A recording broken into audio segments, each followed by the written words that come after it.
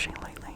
This fluffy mic, fluffy windscreen was a good gift I got for Christmas.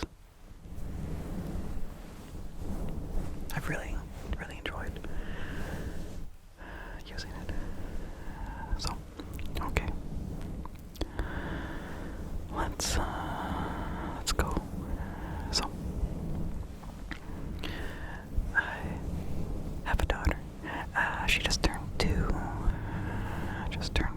What is today? I don't know, like 8 days ago. She was a preemie, and it seems like she's always easily gotten a little bit wheezy with her breathing.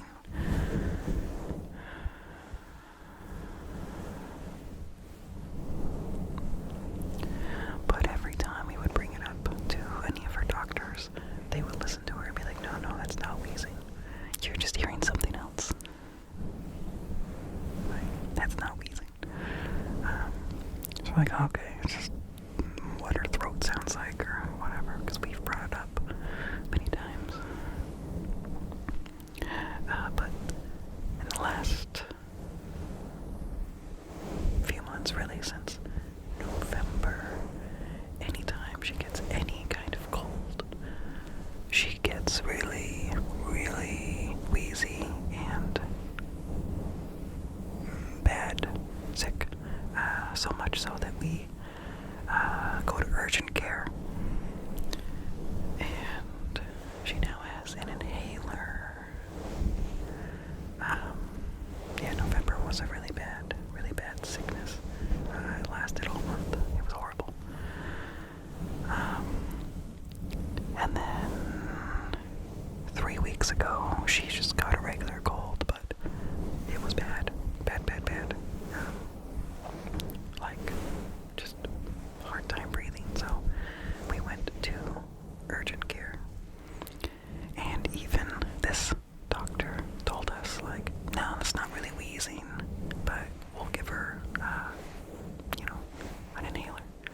So they did give us one to take home. Well, prescribed it. And, we did the inhaler every, 2 to 4 hours, and, that was fine. But they didn't seem that concerned about it.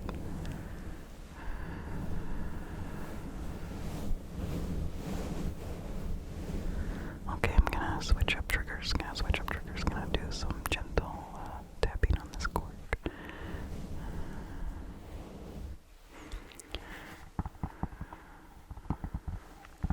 So,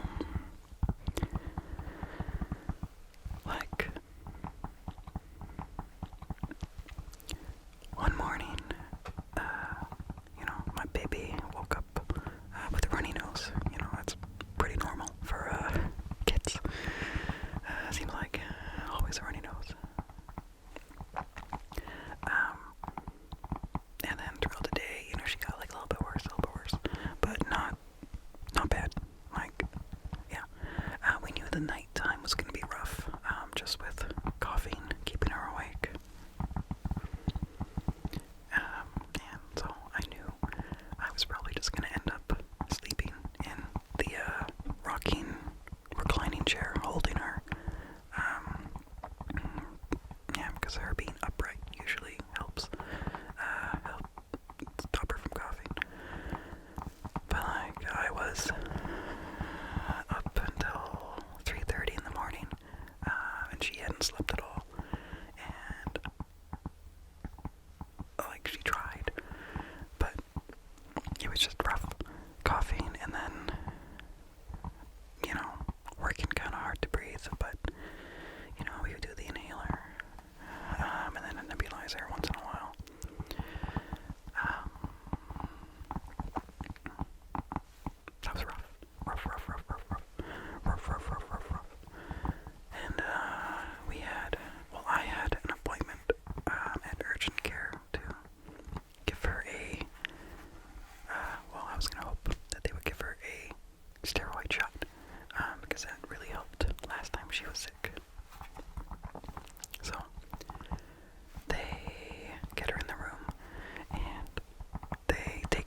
oxygen levels and, stuff.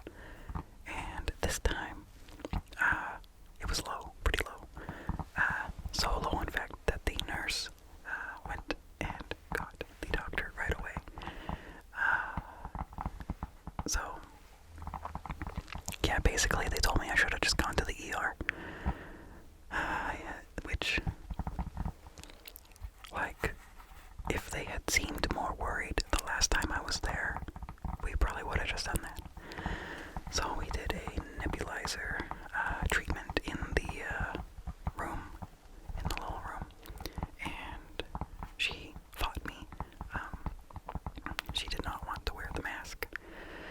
When the nurse was in the room, she was kind of fine, just nestled against my chest and let me have the mask near her face, not on it. But then when the nurse would leave, then suddenly she would really start fighting me, and it was very difficult, very difficult. And yeah, so I was there for like an hour. Let's see. From 12:40 to like an hour and a half. And even after that, the doctor wasn't satisfied with her improvement. And this doctor was actually just helping out that day, and they are actually like the person in charge of the like children's hospital, like respiratory stuff. So she said that, like, it's not an emergency this second. Like, you're not doing bad enough to need an ambulance or anything, but within the hour, I really want you to get to the children's hospital emergency room. So that was serious. So we went home, packed some things. My wife runs a daycare out of on our property, and she was able to get all the parents to come pick up their kids. Really happy that they were all understanding. And yeah, I just plopped her on the couch while I packed up some things, and there was some improvement. Like, she was in a pretty good mood, even though she was really tired because she barely slept. Oh yeah, so I was with her until 3:30 in the morning, and then my wife took over the rest of the night. So I did get some sleep, and then my wife got little sleep. But yeah, so she's watching Tangled on the couch while I'm packing, and giggles at parts. Really, the main reason she watches that movie is the horse, which is only in like 3 scenes, it seems like. And every time it comes on, she's like, "Nay, nay, nay, nay." Like, yeah, that's a nay, nay.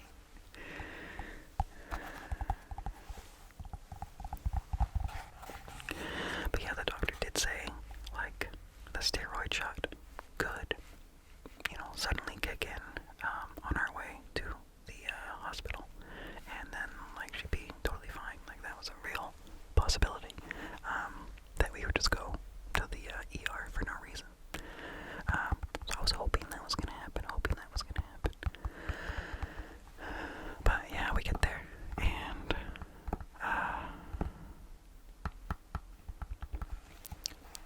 they didn't send us home.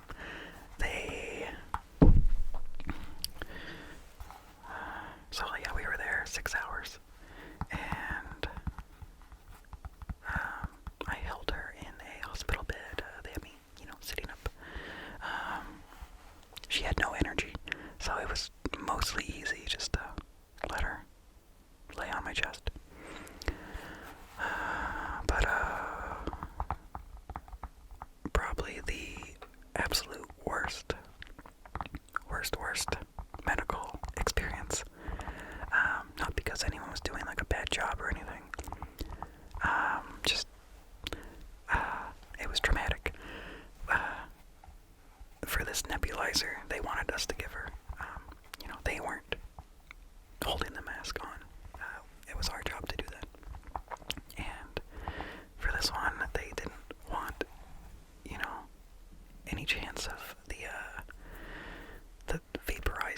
as in, escaping. They wanted it on her face. And that is the worst. She fought us hard. She screamed, and it was constant screaming and flailing and trying to escape. And it was very, very, very, very sad. She was terrified, and, her parents, us, are the ones holding her down and forcing this thing on her face. It was even worse than the IV that we had to get her in November when she was dehydrated. This was horrible. We both just wanted to cry. So, after the first nebulizer, when it finally ran out, she just laid back on my chest. And they still weren't satisfied with the amount of progress. So they ordered an x-ray of her chest to see if she has pneumonia, and also swabbed her nose for 19 different viruses. It was just one swab, not 19 swabs. And that came back. We found out basically at the end of the visit that she has croup, which is really common in kids, and it can sound really bad. Online it says it's not usually that bad, but yeah, she has, it's not called asthma, but it's basically asthma. I forget the name, is it restricted airway something? But yeah, I guess it's not officially asthma until they can test it, but she has to be older and be able to follow commands to see if it is asthma, but it's pretty much asthma. So that, explains why she gets so bad when she has a regular cold. And, let's see, I lost my train of thought. I had somewhere else I was gonna go. Oh yeah, so, chest x-ray. They told us that it's usually traumatic for parents, this chest x-ray. But somehow it was one of the most alright parts of the experience. Basically, there's these clear plastic walls. They're curved, and they can rotate, and up and down, and you sit the baby on a bike seat and raise up their hands, and then the walls kind of close in on their chest to hold them still for the x-ray. And yeah, they said that's usually really traumatic for the parents. And that the kids usually scream hard. But somehow our child, she was upset, but she didn't scream. She was just really what is going on here? So that was a relief. But yeah, no pneumonia. So that's good. That's good. And let's see. So she did drink a bottle, 8 ounces, and drink water. So that is a good sign that she has an appetite. That was a relief, and she wasn't coughing a ton, so she didn't throw it up. Because during the night that I was up with her in the chair, she had thrown up everything from coughing, so she, by the ER visit, she hadn't eaten anything since the previous day.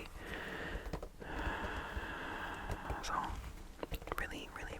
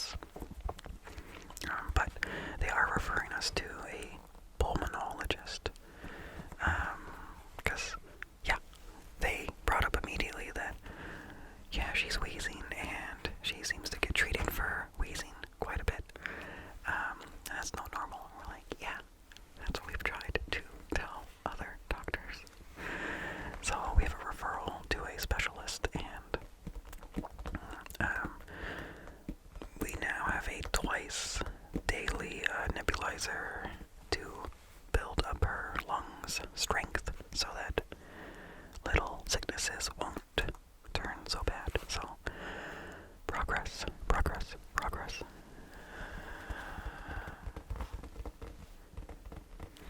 Sorry, I've kind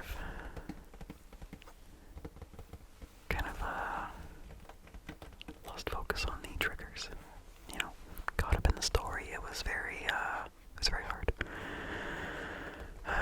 Yeah, parenthood is basically constant worry. Constant worry. Like when it's going well and, you know, child is healthy. Like, it's great and amazing. Like, magical.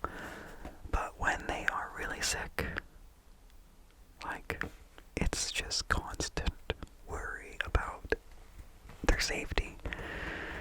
Like, is she suddenly just gonna not be able to breathe? Yeah, has her oxygen been so low that, like, she has some kind of, like, brain damage? Like, but doing good. Today, she let us do a nebulizer. So that's progress. She only fought a little bit and then she calmed down. So hopefully she can get more used to it and, you know, let us do it twice a day and build up that lung strength. And, yeah. She loves the movie Tangled. Like, asks for it all the time by saying nay nay, because she loves the horse. And yeah, so gonna give her a couple days of like just calm days. Just let her watch as much TV as she wants, because I don't want her to run around too much and make her lungs work too hard. And yeah, that steroid shot that they gave at urgent care counts toward the treatment of the group, and they said the way to treat it is just 2 doses. So tomorrow she gets another dose, but this one is pill form. I'm not sure how we're gonna give that to her. They suggested crushing it up and putting it in something. I don't think she's gonna go for that. So yeah.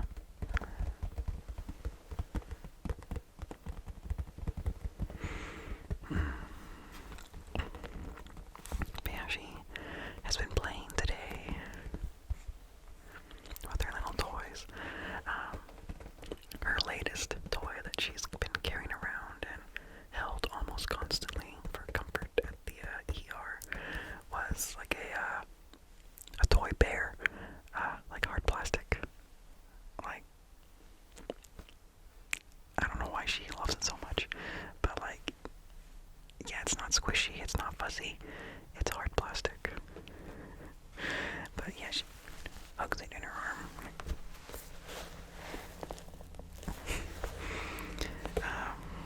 Yeah.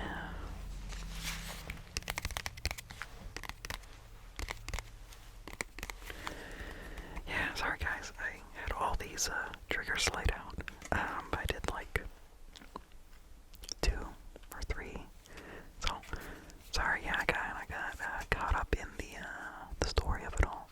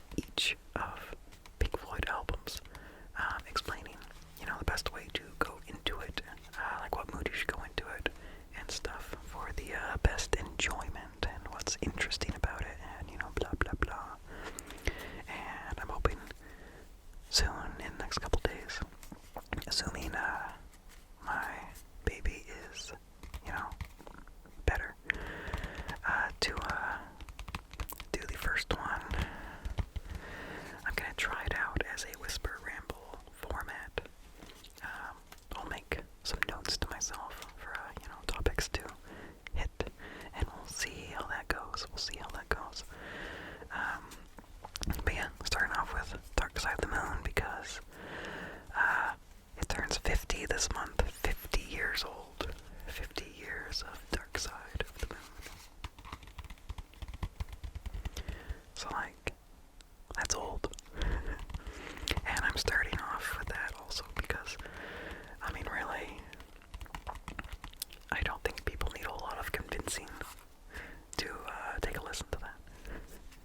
So, it's kind of like a nice little test run before I get to the more weird albums.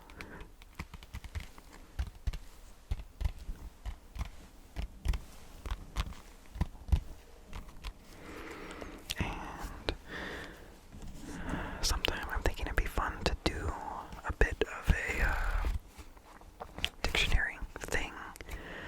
Like, I need to figure out the format, but, you know, read some words out of the dictionary. I do like the idea of kind of treating it like a tarot reading, like you ask a question and then somehow get to a random, couple words and read those definitions and see how you can connect them into meaning.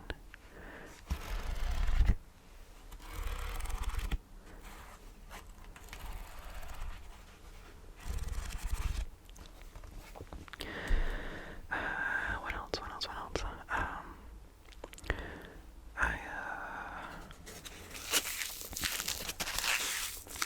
These last few videos I've just recorded on my phone, and, it's easy.